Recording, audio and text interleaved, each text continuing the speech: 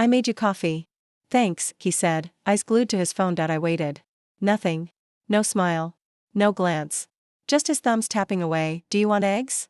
I asked, trying to sound casual. He looked up for half a second. No time. Big. Meeting. He grabbed the coffee, kissed the top of my head like he always did. Habit. No warmth. Then he left. The door clicked shut, and the silence returned. I stood there for a long moment, staring at the spot he just vacated. That chair. That mug. That absence. I thought silence meant peace once. No yelling, no fighting. Just quiet dinners, routine days, polite touches. But now the silence felt like cement. Heavy. Cold. Permanent. That night, I couldn't sleep. He was next to me, snoring gently, and I stared at the ceiling, wondering how we got here. The next morning, I heard the shower running while I made toast. His phone buzzed on the counter. I didn't mean to look. I really didn't, but the screen lit up. Unknown number. Last night was heaven. I can still feel you. I froze. My lungs stopped working. I didn't blink. The toast burned. The world burned. My hands shook as I reached for the phone. Locked. 6 digits. Morning, he said, stepping out in a towel. Smells like something's burning. I couldn't speak. He looked at me, confused. Babe. I handed him the phone. He glanced at it, unlocked it fast, swiped the message away. Spam, he said. I get those sometimes. No, you don't. He blinked. What? You don't get spam that calls you heaven. He chuckled nervously. Come on, it's fake. I didn't even read it. Then why'd you delete it? His jaw tightened for a moment before softening again. Because I knew you'd react like this. I stared at him. Like what? He sighed. Suspicious. Paranoid. I'm not cheating. Okay? I wanted to believe him. God, I did. But something cracked in his voice. A tiny fissure I couldn't unhear. I never said cheating, I whispered. His eyes flinched. Just barely. But it was there. That twitch of guilt. I have to get dressed, he mumbled, turning away. He left me standing in the kitchen. I heard drawers open and close, hangers shifting, belt buckles clinking. I heard everything. Except the truth. When he came back down. He looked normal. Buttoned up. Clean shaven. Married. I'll be late, he said, pecking my cheek. Where are you really going? I asked. He paused mid-step. What's that supposed to mean? You said late. But there's no meeting. On Thursdays. He turned slowly. Are you tracking my schedule now? I used to know it. Then maybe you should stop assuming things. Jesus. His voice sharpened. I'm not doing this. He grabbed his keys. I followed him to the door. Who is she? He turned, furious. There is no she. Then why won't you let me see the phone? Because I don't owe you proof every second of my life. Not proof, I said, voice shaking. Just honesty. His face twisted. This is exactly why I don't talk to you anymore. You twist everything. He slammed the door behind him. My body flinched. I stood there for minutes. Hours, maybe. I couldn't remember. The clock ticked, tick, tick, tick. The toast still sat on the plate. Cold. Forgotten. Like me, that night, I heard his car pull in at 11:42 p.m. I watched from the upstairs window. He didn't see me. He sat in the car for a full minute before getting out. He fixed his hair in the rearview mirror. Sprayed cologne. Wiped something off his neck. Lipstick. No. I was being paranoid. Right? When he finally came inside, I was curled up on the couch. He looked surprised. You're awake. Couldn't sleep. He hesitated. Why not? Guess I'm just paranoid. He dropped his keys on the table. Don't do that. Do. What? Play victim. I stood. I'm not playing anything. I saw the message. I saw the time. I smell her perfume. His lips tightened. There is no her. You're imagining things. Am I? We stood there, locked in silence. His eyes searched mine, maybe for weakness. Maybe for an escape. I'm going to bed, he muttered, brushing past me. I sat back down. My heart thudded. My hands trembled. I wasn't imagining it. I knew what I saw. I knew what I felt, and I knew something else now too. The silence I once called peace was just the calm before the storm, and the storm had finally arrived. I'm heading out. Don't wait up, he said, buttoning his cuff. Late again. Quarterly wrap up. It's February. He paused, then smirked. Still counts. I nodded like it didn't matter. But I wrote it down. Thursday. 8:14 p.m. Blue shirt. No cologne. Wallet, phone, keys. No gym bag. No laptop. I'll bring dinner tomorrow, he said, grabbing his coat. You mean breakfast? He didn't respond. Just a wink in the door. I waited 10 minutes, then walked to the window. Same silver Lexus. Same hesitation before he drove off. Same lie. I started logging his movements. Not because I needed proof, because I needed patterns. Patterns meant strategy. And right now, I didn't trust my emotions. You okay? Marissa asked me at lunch the next day. Why? You're stirring your tea with a fork. I looked down. Damn, just tired, I said. Trouble at home? No, she raised an eyebrow. Yes. That night, he came home smelling like jasmine. And hotel soap. You shower at the office now? I asked, standing by the sink. He tossed his keys in the bowl. Long day. Needed to feel human again. Did you feel human in someone else's bed, too? He froze. I smiled. I'm kidding. He relaxed. You got jokes now? Only when I'm tired. Well, get some rest. You look tense. Tense. That's one word for it. I started noticing the little things. His new shirts. A text tone I'd never heard before. The way he tilted his head when replying to messages, just enough to shield the screen. One night, I watched him brush his teeth. He used to hum. He used to sway. Now he stood still, eyes empty, like brushing his teeth was just another performance. Something wrong? I asked. He looked at me through the mirror. No. Why? You're quieter lately. So are you. I guess we're matching energies. He spat, rinsed, wiped his mouth. Don't start. I'm not. You are. I stepped back. Fine. In bed, he reached over to touch my arm. Soft. Absent-minded. I didn't flinch. But I didn't lean in either. Good night, he said. Good night. His hand slipped away. I stared at the ceiling. I couldn't remember the last time we kissed without checking the clock first. He snored before I could close my eyes. I watched the back of his head, the way his hair curled near his neck. Once upon a time, I used to kiss that spot, right before he drifted off. Now I just stared and wondered whose name he whispered in his dreams. The next morning, I placed a cup of coffee on his side of the counter. You made coffee? Habit. He took a sip, nodded. Thanks. Do you love her? I asked. He blinked. What? The woman you're seeing. You're being dramatic. I'm being honest. I'm not seeing anyone. Okay. I smiled. He smiled back. And just like that, the lie sealed itself like a freshly painted wall. I'm late, he said, checking his watch. I know. He walked out. I didn't follow. I didn't cry. I didn't scream. I didn't confront him, not yet. Instead, I studied him. Watched his rhythms, his patterns. Who he became when he thought I wasn't looking. He started using a new cologne. Something musky, foreign. Not for me. Definitely not. New scent? I asked one evening, sample from work. Do you like it? No, really? It doesn't smell like you. Maybe I need to change. Maybe you already did. His laugh was hollow. You're in one of your moods again. I'm always in one of my moods. I can't do this tonight. You never do. He walked into the bedroom. I followed 5 minutes later. He was already under the covers, facing the wall. His back was turned. His breath steadied. I slipped into bed and stayed close to the edge. Far enough to avoid his warmth. Close enough to feel the distance. I didn't sleep. Neither did he. But neither of us said a word. A stranger lay in my bed, and somehow, I was the one who felt unwelcome. Your screen's locked now? It's always been locked. No. It used to be swipe open. He shrugged. Security update. New password too. Why are you checking my phone? I'm not. It was on the counter.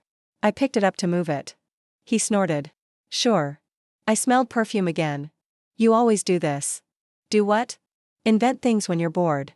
I'm not bored, I'm suspicious. Well, stop being both. I didn't reply. I watched him pocket the phone like it was made of gold. The next morning, he left early. Another meeting? He didn't look up from his toast. Yeah. You're dressed casual. Team off-site. In jeans? You want me to send an outfit checklist next time? No, I said, folding my arms. I want the truth. He stood up, grabbed his keys. Then stop asking stupid questions. He left. The toast was untouched. I sat there, silent. The toaster clicked. The silence buzzed louder than anything. That night, I did something I swore I wouldn't. I followed him. I waited 5 minutes after he left, then got in my car. I didn't know what I expected. Maybe a parking lot. A coffee shop. A lie I could live with. He drove out of town. Not far. Just enough. He turned into the Radley Hotel. Familiar. Upscale. Discreet. I parked across the street. 30 minutes passed. Then I saw them. He walked out laughing, like really laughing. His face looked younger. Softer. Then I saw her hand brushed his chest. His hand landed on her waist, she tilted her head. He leaned in. Their foreheads touched. I gripped the steering wheel, and then she turned. Chloe. My voice caught in my throat. Chloe. My ex-best friend.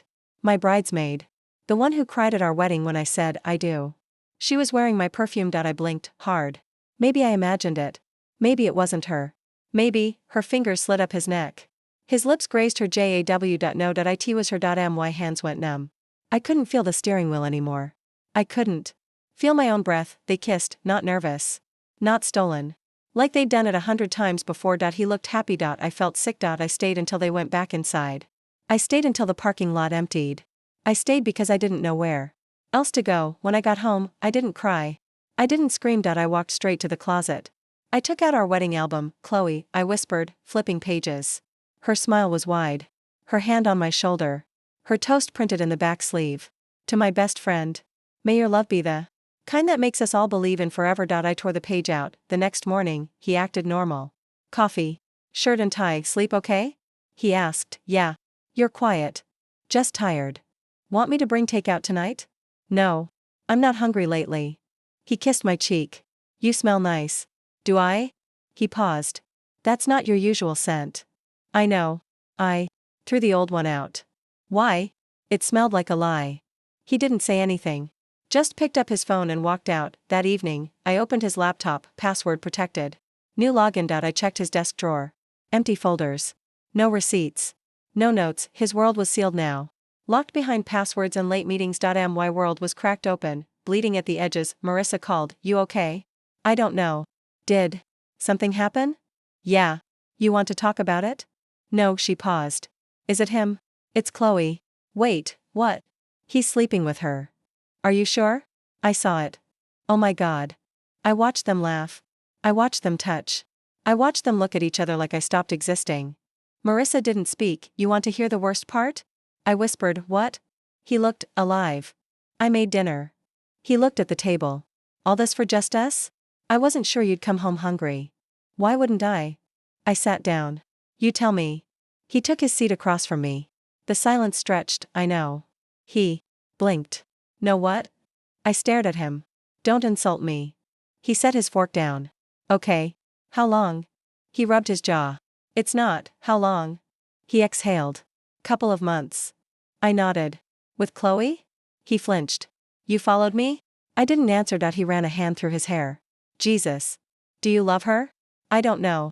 That's not a no. It's not a yes either. So I'm just, what? Convenient? You're my wife.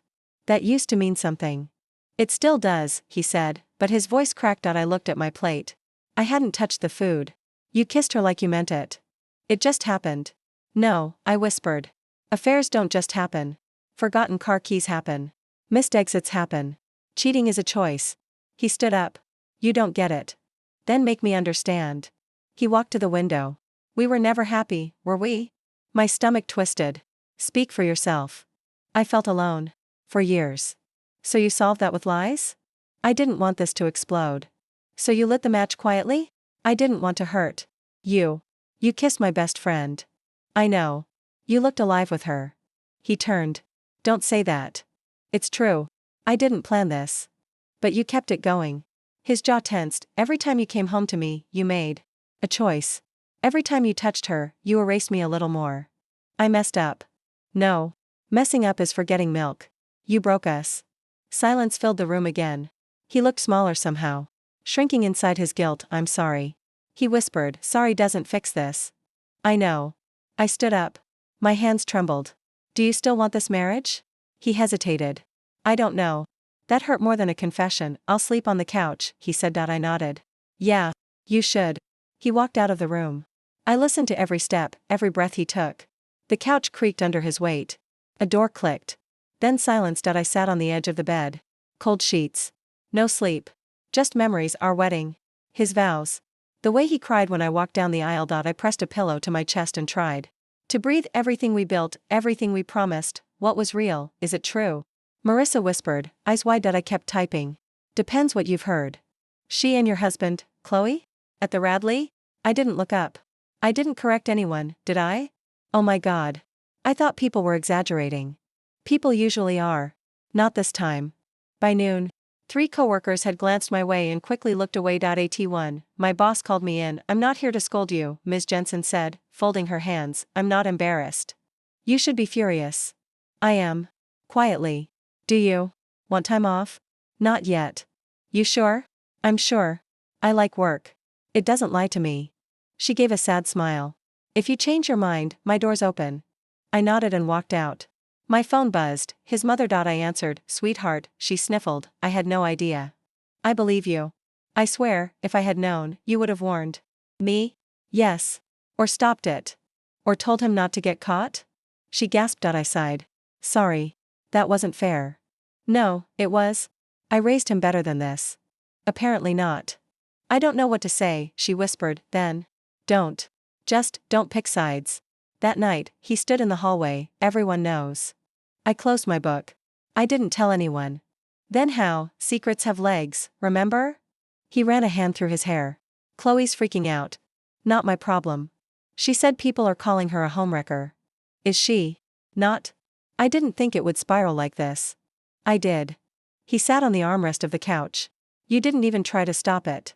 No, I said calmly. I let it burn. Why? Because you needed to feel the heat. He looked stunned. That's cruel. No. It's clarity. He stood, frustrated. You didn't even fight for us. You already fought. Against us. He didn't reply.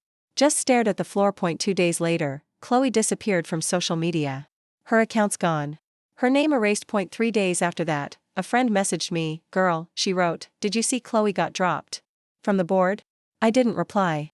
I just locked my phone and smiled. Later that evening, he came home looking defeated. She's not answering my calls. I poured tea. That's unfortunate. She said I ruined her life. I sipped. You did. She's scared to go outside. I shrugged. Maybe next time, she'll pick a man who's available. She said I used her. You probably did. He paced the kitchen. I didn't expect you to be this cold. You didn't expect to get caught. I said I was sorry.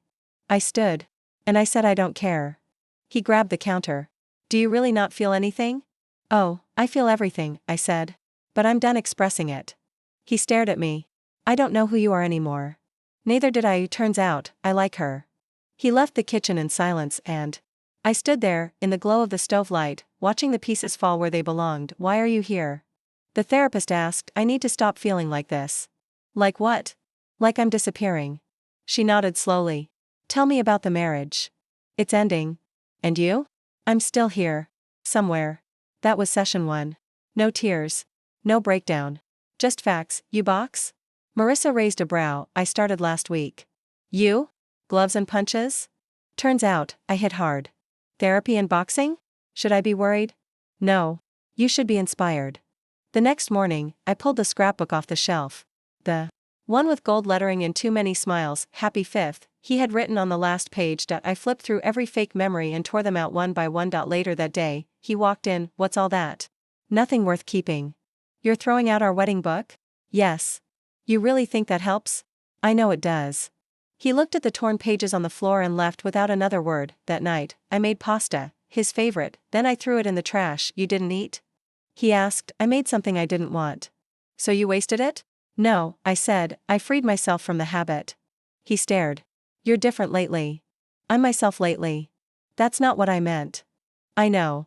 I walked away. The ring stayed on my finger longer than I expected. It was the only part of me still pretending. One morning, I stood in the bathroom, watching my reflection. Let go, I whispered. I slipped the ring off, held it in my palm, then I flushed. What was that sound? He called from the bedroom. Nothing important. At therapy, she asked, what changed this week? I let go of a symbol. What did it represent? Obligation. Shame. Control. And now? Now it's gone. At boxing class. The trainer clapped. Again.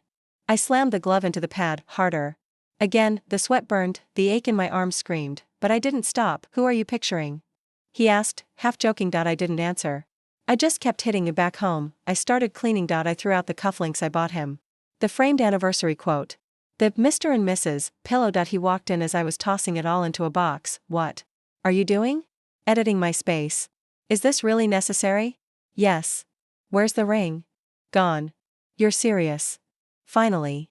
He leaned against the doorway. So that's it? No, I said. That's the beginning. Later that night, I sat on the floor of my bedroom. I whispered it aloud. I'm not broken. I closed my eyes. I'm becoming.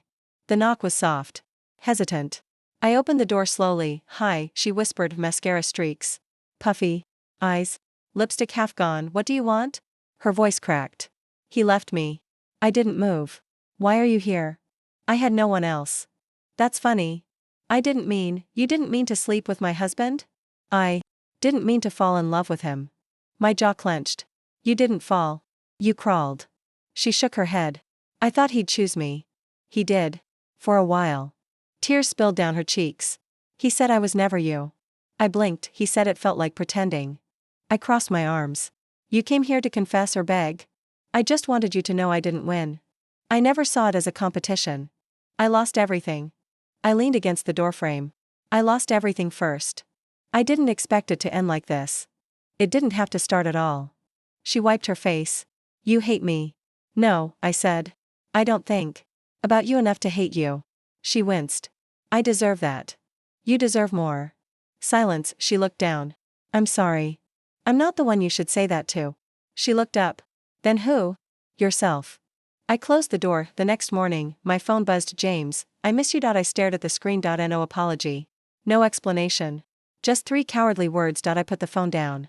Walked to the window. The sky was great. An hour passed. I didn't reply. 2 hours. Still nothing from him. 18 noon. I picked up the phone again, deleted the message. I didn't flinch. Later that night, Marissa called. You okay? Yes. I heard Chloe had a meltdown at her office. Not surprised. She showed up here crying. No way. She said he ghosted her. Walked out mid-argument. I nodded. He finally told her the truth. What did he say? She's not me. Marissa exhaled. Wow.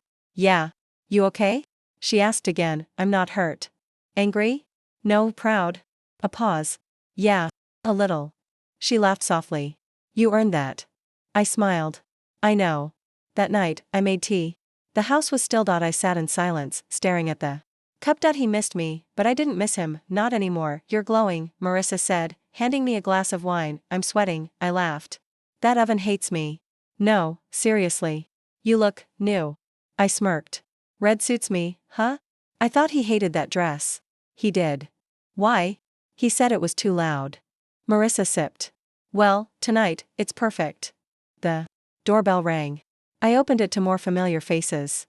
Laughter spilled in. Hey. Sarah grinned. It smells amazing in here. I hope it tastes the same. You didn't burn anything, right? Just the potatoes. We'll pretend it's rustic. I moved through the room, refilling glasses, passing plates, laughing.